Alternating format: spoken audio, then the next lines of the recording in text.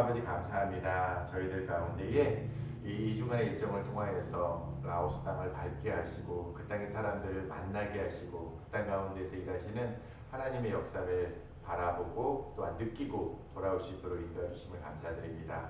순장교회가 어떠한 DNA를 가지고 이 땅 가운데 설립되었는지 저희들 가운데 그 마음을 부어주심을 감사드립니다. 저희들이 있는 이 땅 가운데에 땅끝에로부터 온 그 많은 사람들에게 하나님의 복음을 나누게 하시고 또한 땅끝에서 수고하시는 선교사님들을 중보하며 함께 동역해 나갈 수 있는 그러한 아름다운 교회가 될 수 있도록 주님 축복하여 주시옵소서. 이 시간 말씀을 나누고자 합니다. 말씀을 통하여서 저희가 하나님께서 주시는 그 축복된 그 축복들을 마음껏 누리며 또한 기억하며 나누기를 소망하며 나아갈 수 있도록 주님 함께하여 주시옵소서. 감사드리며 예수 그리스도의 이름으로 기도드리옵나이다. 아멘. 오늘 말씀은 창세기 2장 4절에서 7절의 말씀입니다. 창세기 2장 4절에 7절 말씀을 우리 한 목소리로 같이 우리 봉독하겠습니다.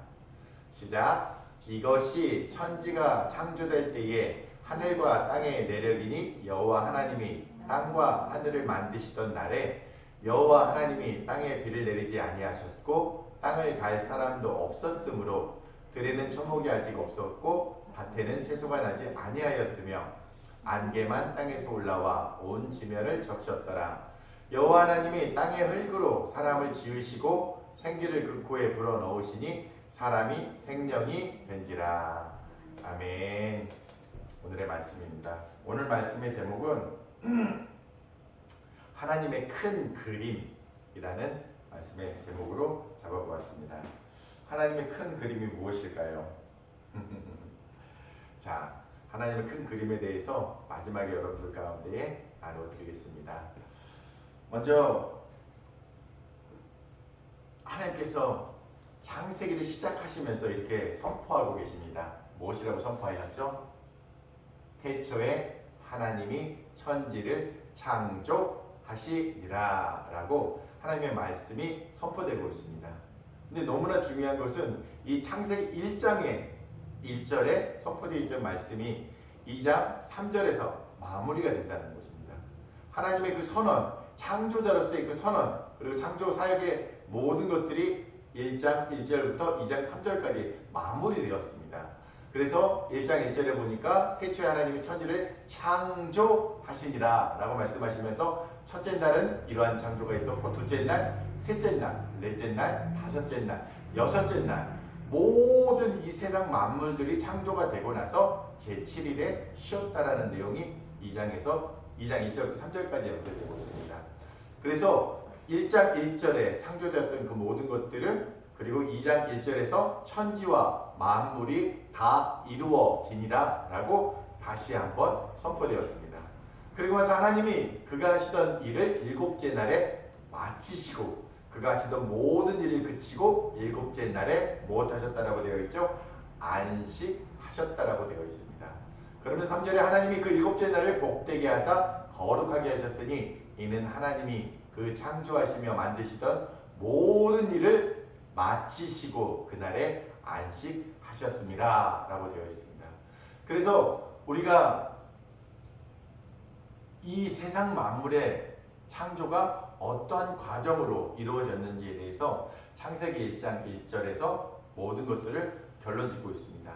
그런데 참으로 이상한 것은 2장 4절부터 다시금 그 내용이 반복되듯이 나와 있다는 것입니다. 다음 한번 보여주시겠어요? 자, 저렇게 우리가 처음에 창세기 1장 1절부터 계속 보면서 왔던 것처럼 이 우주를 창조하신 그 하나님께서 우리 가운데에 모든 이 우주 만물과 모든 것들을 창조하셨다라고 선언을 하시고 나서 그 창조가 끝나는 줄 알았는데 다시 한번 2장 4절 오늘 본문 말씀 다음 장에서 이렇게 말씀하고 있습니다.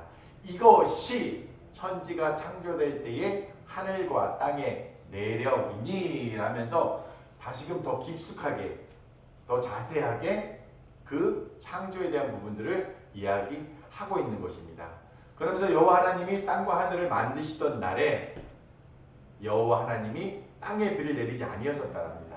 그리고 땅을 갈 사람도 없었으므로 들에는 초목이 아직 없었고 밭에는 채소가 나지 아니하였으며 안개만 땅에서 올라와 온 지면을 적셨더라 라고 기록되어 있습니다. 아직 사람이 창조되기 전에 모든 만물이 창조된 상황, 그 상황이 어떠했는지에 대해서 이야기하고 있는 것입니다. 그리고 나서 7절에 그 모든 만들어졌던 퍼펙트하게 만들어진 그 가운데에 7절에 여호와 하나님이 땅에 흙으로 사람을 지으시고 생기를 그 코에 불어넣으시니 사람이 생명이 되었다라고 오늘 말씀에 기록되어 있습니다. 그래서 오늘 네 가지를 살펴보게 될 것인데, 먼저 첫 번째는 오늘 2장 4절부터의 말씀을 통해서 천지 창조가 이루어지고 난 후에 하나님께서 사람과 어떻게 어떤 관계로 이렇게 만들어졌는지에 대해서 이야기하고 계십니다. 그래서 하나님은 창조자이시고 주권자이시고 전능자이심을 말씀하고 계시고, 인간은 그분에 의해서 만들어진 창조물이라는 그것에 대한 관계를 설명하고 계십니다. 그렇기 때문에 하나님과 인간은 어떠한 관계 가운데 있고 어떤 관계성을 가지고서 같이 가야 되는지에 대해서, 그리고 인간들은 인간들끼리 어떤 관계를 가지고 살아가야 되는지, 그리고 인간은 하나님께서 만들어주신 이 자연 만물들과 어떠한 관계성 가운데 있는지에 대해서 그 관계에 대한 부분들을 앞으로의 말씀을 통하여서 이렇게 계속적으로 설명해 주실 것이라는 것입니다. 그래서 오늘 말씀에서 창조의 내력에 대해서 다시금 설명하시면서 그 깊숙한 곳으로 들어가겠다라는 그러한 전제에 대해서 말씀하고 계시는 것입니다. 그리고 두 번째는 우리가 함께 살펴보고 싶은 것은 에덴 동산의 상태입니다. 하나님께서 6일 동안 창조하셨던 이 세계 가운데에 이 전 우주는 어떤 상태에 있었을까? 우리가 말하던 카오스 상황 가운데 있었을까? 혼돈의 상황 가운데 있었을까? 아니면은 정말 모든 것이 완벽하게 구성되어 있는 상태 가운데 있을 것인가? 그런데 제가 너무 이 말씀을 준비하면서 묵상하면서 생각이 났던, 제가 방문했던 곳이 있었습니다. 바로 저 그림에 보이는 것처럼 저게 지금 스마트팜 농장이거든요. 스마트팜. 그래서 저곳에는 미세먼지도 들어갈 수가 없고 태풍이 불어도 전혀 상관없이 저 작물들은 그대로 보존이 되고 자기의 이제 성장에 맞게 계속 자라게 되어 있거든요. 저 공간을 보면서 오늘 말씀에 에덴 동산이 어떠한 상태였을까라는 부분들을 갖다가 제가 상상할 수가 있었어요. 여러분도 한번 상상을 해보세요. 이 공간 안에 모든 것들이 차단이 되어 있어요. 오직 하나님께서 허락하신 것들만 이 공간 안에 있다라고 생각을 해보시는 거예요. 그리고 바람도 하나님이 부시게 할 때만 부는 거예요.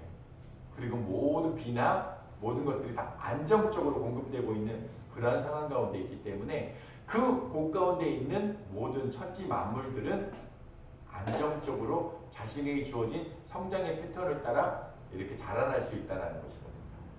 그래서 그것을 보면서 와, 그렇구나. 하나님께서 이 지구를 태초에 만드셨을 때 상황은 아마도 그 상황 가운데 이 스마트팜에서 관리되고 있는 것처럼 온전히 하나님의 주권 가운데에서 온전히 그것이 이루어지고 있고 다루어지고 있고 이렇게 기능하고 있었겠구나 라는 그런 상상이 되었어요. 동감하지 않으세요? 그런데 오늘 말씀에 보니까 퍼펙트한 곳이지만 그곳에 뭔가 하나가 더 있어야지 이것에 대한 완성이 이루어지겠구나 라는 것입니다. 그래서 세 번째, 이곳 가운데에 인간의 하나님께서 당신의 형상을 따라 이 땅 가운데 천지 만물의 마지막에 만드신 그 인간이 존재함으로 인하여서 이 땅 가운데 있는 것들은 모든 것이 의미를 갖게 되게 되어 있습니다. 아마도 하나님께서 저 위에 달아놓은 저것을 보면서 아담아, 저것은 뭐라고 부르면 좋을까라고 했을 때 아담은 저것은 해라고 부르면 좋겠습니다. 그럼 저것은 뭐라고 부르면 좋을까? 달이라고 부르면 좋겠습니다. 라고 하지 않았을까라는 그러한 상상이 되더라고요. 그리고 수많은 동물들을 갖다가 아담 앞으로 지나게 하시면서 아담아, 얘는 무엇이라고 이름 짓고 싶니? 얘는 하람이가 좋아하는 강아지니까 개라고 지었으면 좋겠습니다. 고양이라고 지었으면 좋겠습니다. 푸바오라고 지었으면 좋겠습니다 라고 했던 것처럼 아담이 지칭하는 그 모든 것이 이름을 갖게 됨으로 인하여서 이전에는 의미가 없던 것들이 하나님께서 하나님의 형상을 따라 만드신 인간을 통해서 그 모든 것들의 의미가 담기기 시작하였다라는 것입니다. 그러면서 하나님께서는 이 우주 만물 가운데 이 땅 가운데 있는 모든 것들을 어떻게 하라고요? 다스려 지키라고 말씀하셨거든요. 다스리라 하셨고 관리하라 하셨고 그리고 지배하라 하셨고 그것들을 관리하라고 그렇게 말씀하셨다는 이 땅 가운데에 하나님께서 만들어 놓으신 모든 것들을 관리하는 그러한 관리자로서 청지기로서 이렇게 살아가는 역할을 우리들에게 부여하셨다는 것입니다. 그렇기 때문에 우리는 이 가운데 하나님께서 만드신 것들을 어떻게 생각해야 될까요? 첫째, 숭배해야 된다. 둘째, 마구마구 그냥 아무렇게나 다뤄야 된다. 셋째, 잘 다스리고 관리해야 된다. 우리는 이 세 가지 모든 것들을 할 수가 있어요. 지금까지 인간들이 그렇게 해왔기 때문에.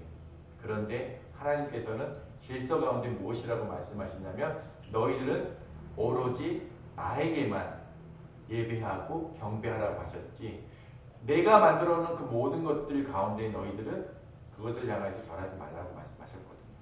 그렇기 때문에 우리는 두려워할 필요가 없습니다. 이 땅에서 만들어진 모든 것들은 우리에게 주신 권한을 가지고 그것들을 다스리고 관리하고 잘 유지될 수 있도록 그렇게 하는 역할들이 우리 가운데 있다는 것입니다. 그런데 제가 좀 생각을 더 한번 해봤어요. 하나님께서는 우리 가운데에 무언가를 그릴 때 아무것도 없는 데에 그냥 네가 한번 그려봐 마음대로 그렇게 하셨을까? 그래서 그냥 흰 도화지를 주셨을까? 아니면 온전한 모든 것이 있는 것들을 갖다가 이미 우리들 가운데 주시고 그것을 한번 수정해보고 또한 그것을 이렇게도 해보고 저렇게도 해보면서 더 좋은 것을 만들어봐라 하셨을까? 근데 하나님의 법칙 안에서는 이미 하나님께서는 우리들 가운데에 모든 재료와 모든 활동할 수 있는 모든 것들을 주시고 그것을 우리의 창조력을 통하여서 만들어 볼 수 있도록 하셨다는 것입니다. 그렇기 때문에 우리는 하나님 안에서 모든 것을 가능할 수 있고 하나님의 영광을 위해서 우리가 있어 나가는 것들을 통해서 그 모든 것들을 하나님 앞에 드릴 수 있는 그러한 능력이 우리들 가운데 부여되어 있다는 것입니다. 자, 네 번째로 더 살펴보고 싶은 것은 선악과 언약에 대한 것입니다. 앞으로 우리가 계속적으로 읽어나가면서 인간이 이렇게 만들어진 인간이 하나님 안에서 한 가지 제한적인 부분들이 있었어요. 그런데 이 법칙이 지켜져야지만 하나님과 인간의 관계가 온전하게 유지가 될 수 있는 절대적이고 유일한 하나의 법칙이 있었는데 그것이 무엇이었느냐면 선악을 알게 하는 나무의 열매는 따먹지 말아라 라는 것이었어요. 그리고 그것을 따먹었을 때 그것을 어겼을 때에 이 유일하고 절대적인 한 가지 법칙이 깨졌을 때에 어떻게 되느냐?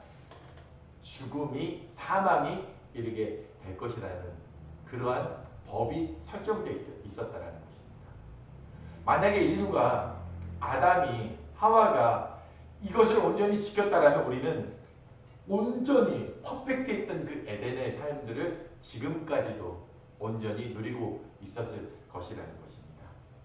그런데 안타깝게도 첫 인류였던 아담과 하와에 의해서 그 계약이 그 유일했고 절대적이었던 단 한 가지 그 법칙이 깨짐으로 인해서 모든 인류는 죄 가운데에 사망 가운데 죽음 가운데에 이룰 수밖에 없었다라는 것입니다. 그 내용을 지금부터 성경을 통하여서 우리가 읽어 나갈 수 있게 되는 것입니다. 그런데 우리가 계속적으로 살펴보는 것처럼 이 유일하고 절대적인 이 법이 깨져버렸잖아요. 그런데 이 세상에 있는 어떠한 것도 전능하신 하나님께서 세우신 법이기 때문에 이 법을 대체할 수 있는, 대신할 수 있는 어떠한 방법도 이 세상 가운데는 있지 않다라는 거예요. 그래서 하나님께서는 하나의 큰 그림을 그리셨습니다. 무엇이냐면 바로 십자가라는 그러한 방법을 도입하시기로 결정하시게 됩니다. 이거는 하나님께서 만드신 인간과 맺으신 첫 번째 언약이었고 유일한 언약이었기 때문에 그것을 통해서 어떻게 하시겠다? 그것을 갖다가 회복시킬 수 있는 길을 만들기 위해서는 전능하신 하나님의 약속 안에서 전능하신 하나님이 그 죽음을 대신할 수밖에 없는 그 길을 만드셨다는 것입니다. 그래서 삼위 하나님 중에 한 분이셨던 성자 예수 그리스도께서 전능하신 그 하나님의 아들이셨던 그분께서 우리를 대신해서 하나님을 대신해서 죽으셔야만 했다라는 것입니다. 그래야지만이 그 유일했던 그 절대적이었던 그 법 안에서 죽을 수밖에 없던 우리가 그 죽음을 피해서 다시금 살아날 수 있는 길이 만들어진다는 것입니다.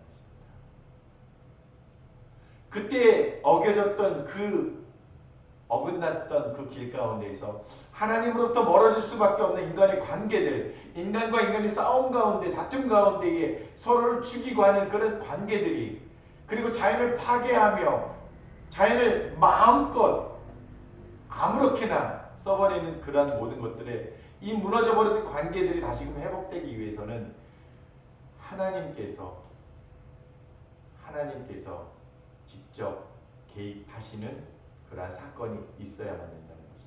이게 바로 복음이라는 거예요.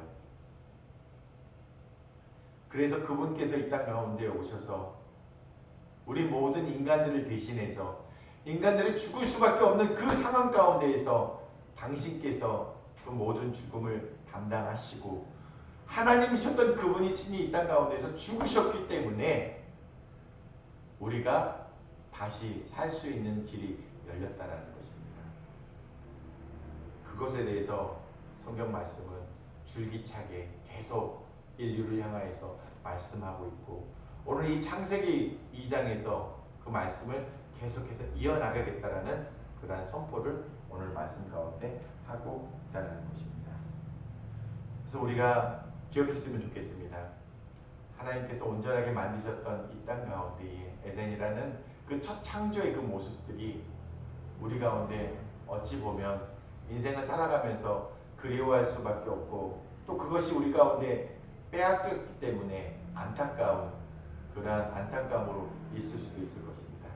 하지만 하나님께서 이 땅 가운데 예수 그리스도를 통해 이루셨던 그 구원의 역사를 통하여서 우리는 우리의 삶 가운데에 우리의 마지막이 어둠 가운데 죽음 가운데 있는 것이 아니라 예수 그리스도 안에서 온전히 새하늘과 새 땅을 꿈꿀 수 있는 자로서 천국의 소망을 꿈꾸는 자로서 우리가 바뀌었다는 것을 기억하시기 바랍니다. 그래서 이제는 우울해하지 않아도 됩니다. 이제는 아파하지 않아도 됩니다. 이제는 슬퍼하지 않아도 됩니다. 우리 가운데에 하나님이 역사하시고 계시기 때문입니다. 그 성령님께 내 삶을 온전히 드리기만 한다면 성령님께서는 우리들의 평생의 동반자로서 우리들을 이끌어주시는 분으로서 우리를 지도해 주시는 분으로서 우리를 함께 하시는 분으로서 우리들 가운데에 함께 하실 것이기 때문입니다. 그래서 그 하나님 안에서 우리의 평생을 드리시는 저와 여러분이 되시기를 예수님의 이름으로 축원드립니다. 아멘. 기도하시겠습니다.